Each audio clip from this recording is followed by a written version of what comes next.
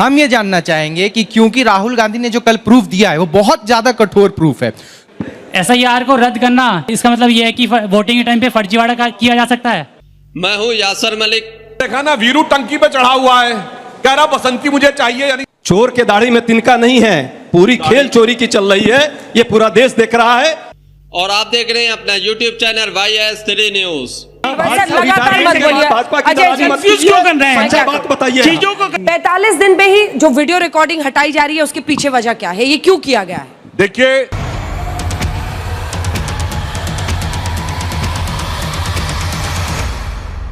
Vote चोरी को लेकर जनता ने पूछे तीखे सवाल तो बीजेपी के प्रवक्ता की निकल गई हवा। जब जनता ने इसी को लेकर राहुल गांधी के सबूतों को लेकर जब बीजेपी के प्रवक्ता से सवाल पूछे तो बीजेपी के प्रवक्ता जो है शोले मूवी की बातें करने लगते हैं, राहुल गांधी की बचपन की बातें करने लगते हैं और जवाब नहीं देते हैं। आप लोग देखेंगे कि जनता ने भी अच्छी खासी धज्जियां उड़ाई है, साथ के साथ कांग्रेस के प्रवक्ता ने भी सारी पोल पट्टी खोलकर रख दी है बीजेपी के प्रवक्ता की, और साथ के साथ गोदी मीडिया एंकर अंजना ओम कश्यप आज भी बीजेपी के प्रवक्ता से सवाल पूछने की बजाय विपक्ष से सवाल पूछ रही, जिस पर कांग्रेस के प्रवक्ता ने उनको भी कहीं का नहीं छोड़ा, उनकी भी रिलाई कर दी है। और जो एक प्रोपेगेंडा बिहार को लेकर SIR को लेकर चलाया जा रहा था कि SIR हो रहा था तो विपक्ष बहुत ज्यादा कूद रहा था और वोटर लिस्ट जारी हो गई है तो अभी तक कोई कंप्लेंट क्यों नहीं दी है। सारी पार्टियों ने, जो विपक्ष की पार्टियां हैं, सबके 0-0 दिखाया जा रहा था टीवी स्क्रीन पर। उसके बाद RJD के प्रवक्ता ने इस प्रोपेगेंडा को भी जो है एक्सपोज किया है और सबूत के साथ पूरी तरीके से अंजना ओम कश्यप की भी धज्जियां उड़ाई। आप लोग पूरी डिबेट देखेंगे तो आपको सारी सच्चाई पता चल जाएगी। गोदी मीडिया का स्तर कितना गिर चुका आप इस डिबेट में देखिए। बीजेपी के प्रवक्ता से कोई सवाल ही नहीं किया जा रहा है। सुधांशु जी, पूरा खेल, इसीलिए मैंने यहां पर बच्चों से पूछा, भ्रम का है। अगर मन में शक आ जाएगा तो फिर उसका निवारण कैसे होगा? विपक्ष कहता है कि आप SIR पर संसद में बहस कीजिए, आप लोग कहते हैं कि हम कैसे करेंगे, वो तो संवैधानिक बॉडी है, उसको जवाब देना है, कौन जवाब देगा? लेकिन सवाल है कि अगर वोटर के मन में डर आ जाएगा तो क्या कीजिए? देखिए, भ्रम और झूठ की शुरुआत कहां से होती है? अभी राहुल गांधी जी का आपने स्टेटमेंट दिखाया, क्या करें? 1980 में जब मैं बच्चा था तो मैं लेई बना के कांग्रेस के पोस्टर लगाता था। मतलब 8 साल की प्रियंका जी और 9 साल के राहुल गांधी और 7 साल की प्रियंका जी, मुझे लगता है लाखों दर्शक जो देख रहे होंगे सब दिल में समझते होंगे वो जेड सिक्योरिटी में जाके लेई लगाते थे। समझ जाइए आदमी किस प्रकार की बातें करने की शुरुआत करता है। यही समझिए इन्होंने जाके क्या बोला था। मैंने अपनी दादी के जमाने से देखा है PMO में जाकर किस प्रकार का डिस्क्रिमिनेशन होता था SC और OBC के साथ। भाई साहब, जब दादी जी की मृत्यु हुई तब आप 14 साल के थे। अब ये 11, 12, 13 साल की उम्र में आप PMO में जाते कैसे थे? वो अधिकारी आपको दिखाते कैसे थे? ये तो आपने उन अधिकारियों के ऊपर सवाल लगा दिया। और उसके बाद आप समझ कितना पाते थे? मुझे लगता है समझ तो वही जमाने की अटकी हुई है आज तक, उसके आगे की समझ हुई आज तक हुई नहीं है। अब आते हैं इसके ऊपर जो आज की बात है। देखिए, राहुल गांधी जी ने नासमझी में क्या काम किया कि SIR का केस इतना स्ट्रॉन्ग कर दिया है कि यानी अब वो खुद कह रहे हैं कि अगर गड़बड़ हो दिखाई पड़ रही है तो भाई इसकी पूरी जांच होनी चाहिए। अब तो उनके हिसाब से SIR नहीं NRC भी होना चाहिए। दूसरी बात मैं कह रहा हूं, यहां जितने लोग बैठे हैं सबने कहा कि उन्होंने वोट डाला। जब आपने अपने डिटेल्स दिए होंगे तो उसमें एक लाइन होती ना, मैं शपथ पूर्वक कहता हूं कि मेरे सारे तथ्य सही हैं, अन्यथा जिम्मेदारी मेरी होगी। बस इतना ही तो चुनाव आयोग कह रहा है कि भाई जो आप लिख के दे रहे हैं वो भी शपथ में लिख दीजिए। अगर ये सारे लोग लिख सकते हैं, लाखों दर्शक जो देख रहे हैं वो लिख के दे सकते हैं, तो राहुल गांधी, मैं तो शहंशाह आलम वली अहद सल्तनत फर्जंद अंजुमन हूं, मैं थोड़ी लिख के दूंगा। मैंने तो कह दिया, बस उतना ही काफी होगा। यहां पर आपत्ति है, ठीक है, जरा 1.6 को 62 को 8 दिन से डिवाइड करिए और उसके बाद 1.6 लाख से डिवाइड करिए तो 5 वोटर पर डे यदि ये केवल जांच करें तो 10 दिन में सारों की कंप्लेन हो सकती है। पूछिए 8 दिन में कितने किए? अरे करेंगे ही नहीं, क्योंकि जब कुछ है ही नहीं तो करेंगे कहां से? इसे कर्नाटक की एक असेंबली सेगमेंट के लिए कह रहे हैं। कर्नाटक में आपकी सरकार है, आपका CM क्यों नहीं प्रेस कॉन्फ्रेंस कर रहा? डिप्टी CM क्यों नहीं बोल रहा? चलिए आप कहेंगे सरकार से नहीं बुलवाना, तो प्रदेश अध्यक्ष क्यों नहीं बोल रहा? आपके राष्ट्रीय अध्यक्ष खड़गे जी कर्नाटक से हैं, सबसे सीनियर नेता है, वो नहीं बोल रहे हैं। यानी सरेआम राहुल गांधी अपमान कर रहे हैं कि कर्नाटक स्टेट के बारे में उनको अपने CM, डिप्टी CM, प्रदेश अध्यक्ष और राष्ट्रीय अध्यक्ष ज्यादा पता है। It is a PR exercise. Legally काम करना नहीं है, कागज पर काम करना है। अरे पॉलिटिशियन राहुल जी है ना, चुनाव आयोग थोड़ी पॉलिटिशियन है, उसको तो कागज चाहिए होगा ना कि ये कंप्लेंट है। भाई साहब का जवाब दूंगा, उसके बाद आपका भी जवाब दूंगा। मैं चाहूंगा कि सब शांति से सुने। भाई साहब ने बड़ी अच्छी बात कही है, सुधांशु जी ने। सच बात है, जहां कोई रेलवे स्टेशन नहीं था वहां चाय बेचते थे, कोई सब्जेक्ट नहीं है, इंटायर पॉलिटिकल साइंस के वो एमए पास कर गए, और सबको पता है कैसे बादल से रडार जो है छुप जाता है। अब वैसा भ्रम वाले व्यक्ति के इनके नेता हैं तो इनको दूसरे पर भी भ्रम होना, शक होना जायज़ है।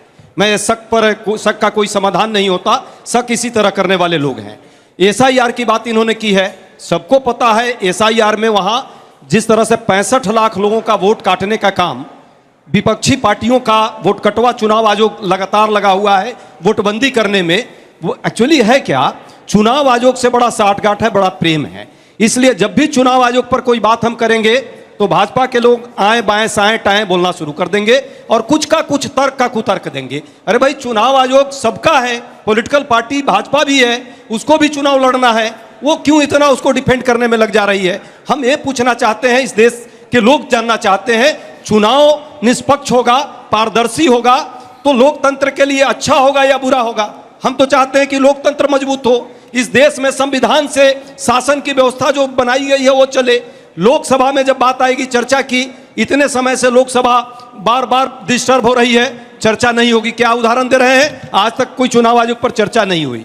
2005 में लोकसभा में चर्चा हुई है, 95 में चर्चा हुई है, 91 में चर्चा हुई है, 81 में चर्चा हुई है, पर भाजपा के काल में 2014 के बाद तो चर्चा, पर्चा, खर्चा इसका कोई माती नहीं है। ये तो अपने हिसाब से रखते हैं जो चलाना है।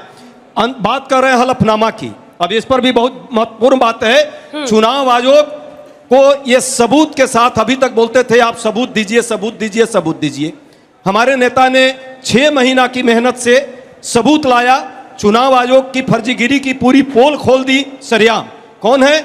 नेता प्रतिपक्ष हैं। ये कह रहे हैं कि आपका जिलाध्यक्ष क्यों नहीं कहा, आपका प्रदेश अध्यक्ष क्यों नहीं कहा, आपका राष्ट्रीय अध्यक्ष क्यों नहीं कहा। मुझे पता है संवैधानिक संस्थाओं पर प्रश्न लगाने वाले लोग, इनको नेता प्रतिपक्ष पचता नहीं है। तब नहीं पचता है तो भाई हम क्या करें, लेकिन इस देश के चुनाव प्रक्रिया पर प्रश्न लगाने वाले और 60 गार्ड बैठाकर भाजपा से जिस तरह वोट की चोरी की गई और लोकसभा में जिस तरह से सरेआम जो है इस तरह की बात की गई, उस पर यदि प्रूफ के साथ हमारे नेता कल उपस्थित हुए तो कौन कह रहा है हलफनामा देने को? कर्नाटका का इलेक्शन कमीशन का चीफ है, माना। चुनाव आयोग जो यहां 3 लोग बैठे हुए हैं जो ज्ञान बांटते हैं, ज्ञानेश कुमार जी, अभी तक उनका कोई उत्तर आया, कोई एक बात आई नहीं। क्यों हलफनामा? हलफनामा तब दिया जाता है जब हमारा वोट अपील हम करते हैं, यदि हमारे वोट पर कोई प्रश्न आता है तो, और उस पर हलफनामा दिया जाता है। आरोप सबूत के साथ जब इस देश में दिया जा रहा है, चुनाव आयोग को उसका जवाब देना चाहिए। भाजपा के लोग कूद कूद कर, फैल फैल कर, चिल्ला चिल्ला करके चुनाव आयोग को कहीं ना कहीं डिफेंड कर रहे हैं। क्यों कर रहे हैं भाई? यही कहते हैं, चोर के दाढ़ी में तिनका नहीं है, पूरी खेल चोरी की चल रही है, ये पूरा देश देख रहा है। और किसके दाढ़ी में कितना चोरी है, इस देश के सत्ता में पाने के लिए कितनी ललायत रहे हैं, सबको पता है। बात लास्ट अजय जी, जो 4 लोग यहाँ पर, 4 लगभग 90-100 लोग यहाँ पर है, मान लीजिए 4% ही है, 4 लोगों ने हाथ उठाया, उनके लिए तो आप शपथ पत्र दे दीजिए, हस्ताक्षर करके, जांच तो हो। वो जो शपथ पत्र, सुनिए ना, की पारदर्शिता होनी चाहिए, स्पेशल इंटेंसिव रिवीजन होना चाहिए। आप सभी बुद्धिजीवी पत्रकार हैं और आप बहुत निर्भीक पत्रकार, मैं आपको मानता हूं। आपको ये प्रश्न पूछना चाहिए, चुनाव आयोग को हलफनामा कौन देता है? जिसका वोट कटेगा वो हलफनामा देगा, वो उस पर विरोध जताएगा। लेकिन ये एक मॉडल हम लोगों ने पेश किया है, एक विधानसभा में 1 लाख से ज्यादा वोट, 10 सेकंड अमीन साहब तो देंगे ही जवाब। चुनाव आयोग के कोई प्रवक्ता तो यहाँ है नहीं, वो जरूर प्रवक्ता बनेंगे, गवर्नर भी उनको मिल जाएगा। लेकिन जो सच्चाई है, जब इतना बड़ा केस हुआ और इस तरह से लगभग लाखों वोटों की चोरी हुई है, इस पर जवाब चुनाव आयोग को देना चाहिए। चुनाव आयोग को कहता कि जांच कराइए भाई। डिबेट को पूरा देखकर जाइए, अब आगे जनता के तीखे सवाल आएंगे और उस पर जवाब क्या आएगा। शोले फिल्म की पूरी शूटिंग चलाएंगे सुधांशु त्रिवेदी, तो पूरी डिबेट देखिए, उसके बाद धज्जियां उड़ाई जाएंगी। बिहार में आपके बूथ लेवल एजेंट्स एक भी कंप्लेन नहीं कर रहे हैं, सुनिए ना, उसकी क्या वजह है? फिर बाद में कहिएगा लाखों की चोरी हो गई। अभी कंप्लेन भी होगी। देखिए, अब देखिए, दो खेल हो रहा है यहाँ। एसआईआर पर ये कहेंगे देखो भाई वहां तो आप विरोध कर रहे हो। अरे भाई, ये मॉडल ही अलग अलग है, ये अलग अलग तरीके से चोरी करने का, चुनाव को चोरी करने का रास्ता है। और जब सैया है कोतवाल तो डर कहेगा। भाजपा के तो सैया है चुनाव आयोग का, कोतवाल भाजपा कर रही है अपना, तो चुनाव आयोग को क्यों डर होगा? अभी तक चुनाव आयोग जवाब नहीं थी, एसआईआर पर अब प्रश्न लगा रहे हैं। अरे भाई 64 लाख लोगों का वोट, वहां वोट काट करके आप जीत सकते हो।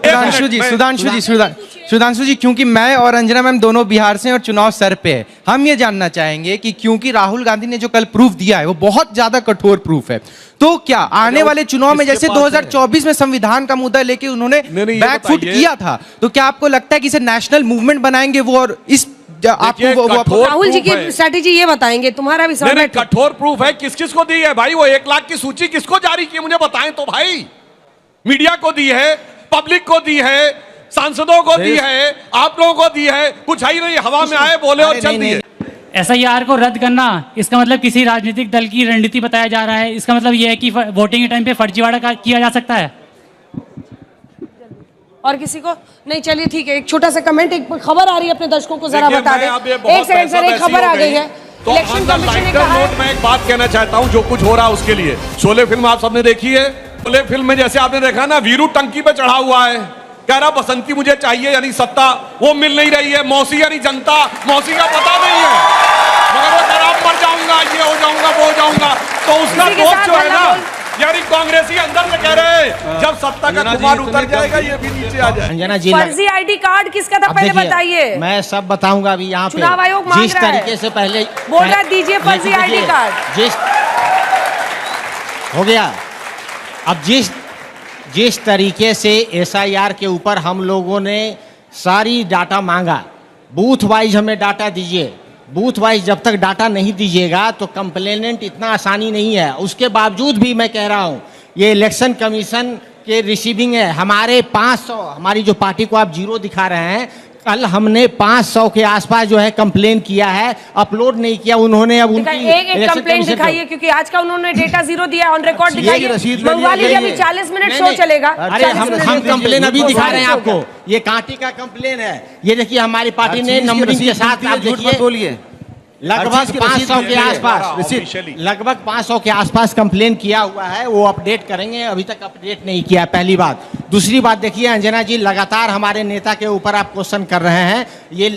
मैं नहीं कर रही हूँ, चुनाव आयोग ने नोटिस दिया है, वो मैं पूछ रही हूँ। आपका नेता कौन? गजब लोग हैं, मतलब खड़े खड़े कुछ और कर देते हैं। मीडिया वही बात कर रही है जो चुनाव आयोग मीडिया। नोटिस आया तो उसमें पूछूं कि नहीं? देखिए नोटिस आया तो नोटिस का जवाब मिलेगा। हाँ तो बताइए। तो आप जो है तर्क के साथ बात करिए ना। वाटर बॉटल करते हैं सुधांशु जी, बात करते हैं हांगकांग की कहानी सुनाते हैं, टोक्यो की। अरे फर्जी ID कार्ड पर सवाल है। कोई फर्जी आई कार्ड नहीं है। जो नेता बोलिए ना, क्या कॉन्स्पिरेसी है बताइए, इसीलिए तो आपको बुलाया है। ये चूहे और बिल्ली का खेल है, चूहे बिल्ली का खेल है। आप जो है डाटा नहीं दे रहे हैं। और देखिए इंटेंशन को लेकर, डॉक्यूमेंटेशन को लेकर, प्रोसेस को लेकर, ये सारी बातें हम लोग लगातार स्टार्टिंग से ही किया है। ये अभी तक ये नहीं दे पाए हैं और ये जाकर नोटिस अब दे रहे हैं। जब नोटिस दे रहे हैं तो उसका जवाब मिलेगा। लेकिन जो दूसरी बात ये है नोटिस के अलावा, वो बात ये है कि अभी तक डाटा हम लोगों को क्यों नहीं मिला बूथ वाइज। सुधांशु जी आप जानते ही हैं, माननीय सांसद हैं आप, एक बूथ पर अगर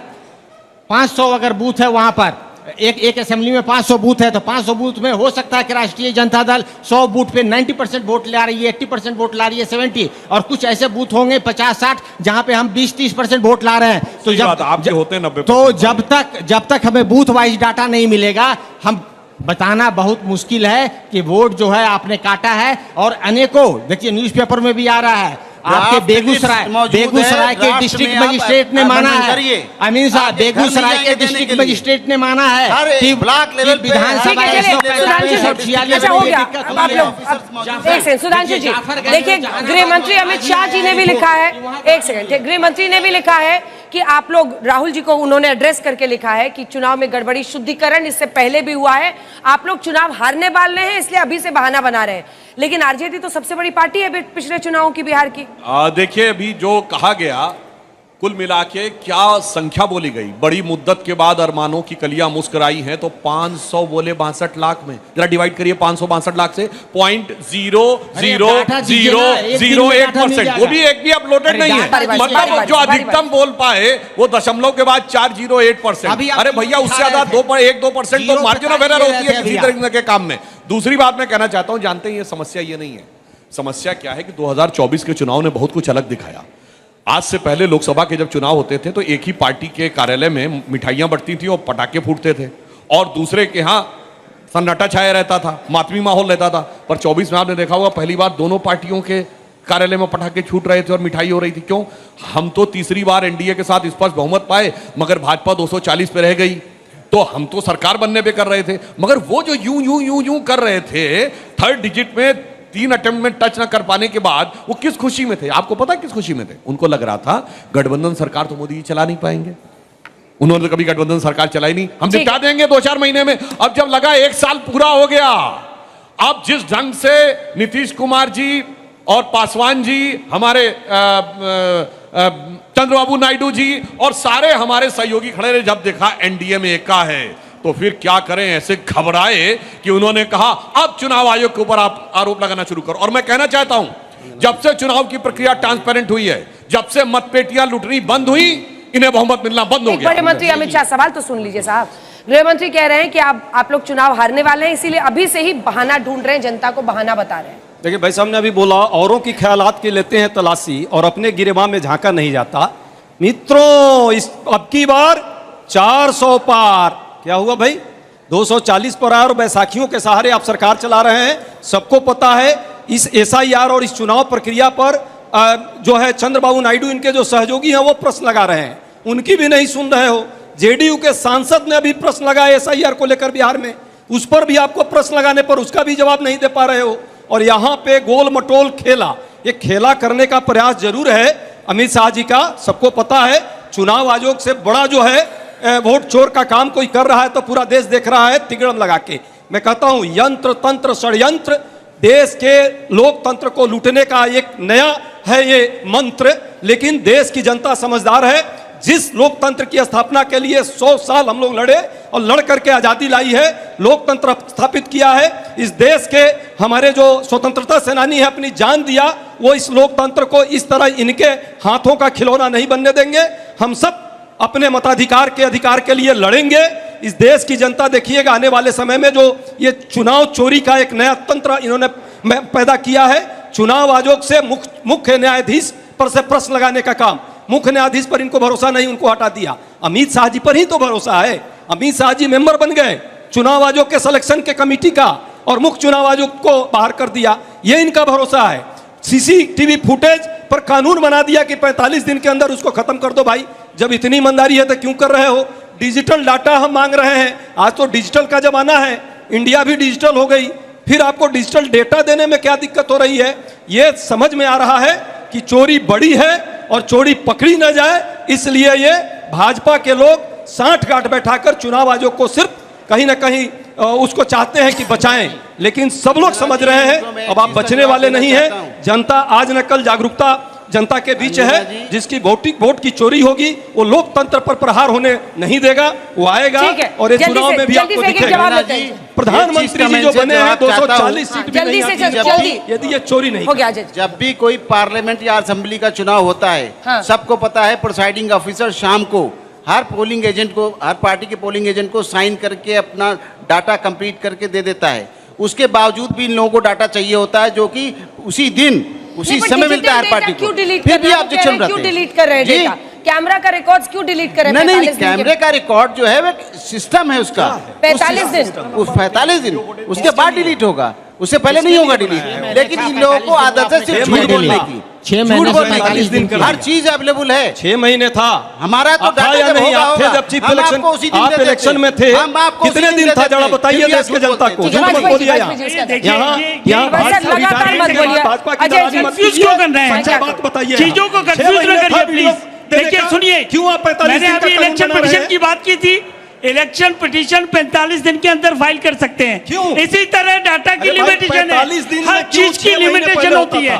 प्लीज अंडरस्टैंड, रूल बुक से चलेगा। अगर किसी प्लीज ये मौसम विज्ञान है, मौसम विज्ञानी देश देख रहा है आपको भी। ये तरीका वोट की चोरी, देखिए लोकतंत्र पर प्रहार करने वाले। आप लोगों ने पूरी डिबेट देखी, आप लोग इस डिबेट के बारे में क्या कहते हैं अपनी राय जरूर दीजिए, और जो बीजेपी बचाव कर रही है इलेक्शन कमीशन का उसके बारे में एक कमेंट जरूर करके जाइए। किसकी नियत में खोट है उस पर भी जरूर कमेंट कीजिए। लगातार चुनाव कराती आ रही है और अभी तक 4,758 मीटिंग की है पॉलिटिकल पार्टी से। कल मैं डेलीगेशन लेके मिलके आया हूं, उन्होंने एक एक चीज करी है एक्सप्लेन। उसके अलावा हर पार्टी मिलके आई है और सारी चीजें समझ के आई है, लेकिन उसके बावजूद देश की जनता को गुमराह जानबूझ के किया जा रहा है और नैरेटिव बनाने की कोशिश की जा रही है, क्योंकि मेरिट्स पे ये जीत नहीं पाएंगे। 45 दिन पे ही जो वीडियो रिकॉर्डिंग हटाई जा रही है, उसके पीछे वजह क्या है? ये क्यों किया गया है? देखिए, वीडियो के ऊपर बहुत सारा डाटा कंसंट्रेटेड रहता है और मैं कह रहा हूं छोड़िए, आज तो डिजिटल जमाना है ना, तो इनके बूथ लेवल एजेंट रहे होंगे, महाराष्ट्र के चुनाव में बाहर बस्ता लगाने वाले रहेंगे, उनके मोबाइलों में तो होना चाहिए था ना, वो लगा के रखते वीडियो। देखिए साहब, 5 शाम को 6 बजे के बाद इतनी वोटिंग हो रही है, कहां है वो? 1 लाख बूथ हैं महाराष्ट्र में, एक भी कुल मिला के कंप्लेन गिनती है। इसलिए मैं कहना चाह रहा हूं, एक्चुअली में समस्या जानते क्या है? ये वोट की चोरी नहीं, घुसपैठियों के दम पर लोकतंत्र पे डाका डाला जा रहा है। हमेशा क्या कर रहे हैं? हमेशा क्या कर रहे हैं? घुसपैठियां हैं तो इस देश में 10 साल से नरेंद्र मोदी जी की सरकार है, घुसपैठियों की बात कर रहे हैं। कितने घुसपैठियां हैं? आपने डाटा दिया है पार्लियामेंट को, कितने नंबर घुसपैठी है? देखिए सर, बहुत तार्किक बात करिए। बोल लीजिएगा, अजय जी से बात कर लीजिए। तो दोस्तों, आप लोगों ने पूरी डिबेट देखी, आप लोग इस डिबेट के बारे में क्या कहते हैं? अपनी राय इस पर जरूर देकर जाइए। राहुल गांधी ने एक प्रेस कॉन्फ्रेंस की, उसमें सारे सबूतों के साथ वोट चोरी के खुलासे किए, इलेक्शन कमीशन के ऊपर इल्जाम लगाए। इलेक्शन कमीशन इस पर जवाब देने की बजाय राहुल गांधी के इस जो है दावे को बिल्कुल झुठला रहा है, सिरे से खारिज कर रहा है। लेकिन इलेक्शन कमीशन कुछ ऑफिशियली बयान देने की बजाय बीजेपी के प्रवक्ता बीच में कूद पड़ते हैं, बीजेपी के नेता कूद पड़ते हैं, इस पर बयानबाजी करते हैं। जबकि बीजेपी भी एक राजनीतिक पार्टी है, कांग्रेस भी एक राजनीतिक पार्टी है। भारत एक लोकतांत्रिक देश है। अगर लोकतांत्रिक देश में किसी संवैधानिक संस्था पर कोई सवाल उठता है तो संवैधानिक संस्था ही उसका जवाब देती है, ना कि राजनीतिक पार्टियां बीच में आकर उसका बचाव करती हैं। इसके जरिए ये पता चलता है, जिससे कि सारे विपक्ष का ये कहना भी है और सारी जनता का ये सवाल भी है कि आखिरकार क्यों बीजेपी बीच में आकर इलेक्शन कमीशन को बचा रही है। अगर राहुल गांधी ने कोई इल्ज़ाम लगाया है और इतने सारे सबूत दिखाए हैं फर्जी वोटरों को लेकर, वोट गड़बड़ी को लेकर, तो इलेक्शन कमीशन उस पर कार्रवाई करे, इलेक्शन कमीशन उसका जवाब दे। लेकिन बीजेपी के लीडर और बीजेपी के प्रवक्ता बीच में आकर इलेक्शन कमीशन को क्यों बचा रहे हैं? ये बहुत बड़ा सवाल है और इस सवाल का जवाब आप लोग कमेंट बॉक्स में जरूर देकर जाइए। आखिरकार बीजेपी ऐसा क्यों कर रही है, जबकि बीजेपी को भी इलेक्शन कमीशन को कहना चाहिए था कि जाकर जो है राहुल गांधी ने जो इल्ज़ाम लगाए हैं उसके जवाब दो, उनको जो है सिरे से खारिज करो। अगर वो गलत है और अगर सही है तो फिर जो जिसने भी ऐसा किया उसके खिलाफ कार्रवाई हो, उसको जो है सजा मिलनी चाहिए। ये तो होती बात। लेकिन बीजेपी और गोदी मीडिया दोनों ही इलेक्शन कमीशन को बचा रही है। गोदी मीडिया बीजेपी को बचा रही, बीजेपी इलेक्शन कमीशन को बचा रहा है। ये सांठगांठ चल रही है।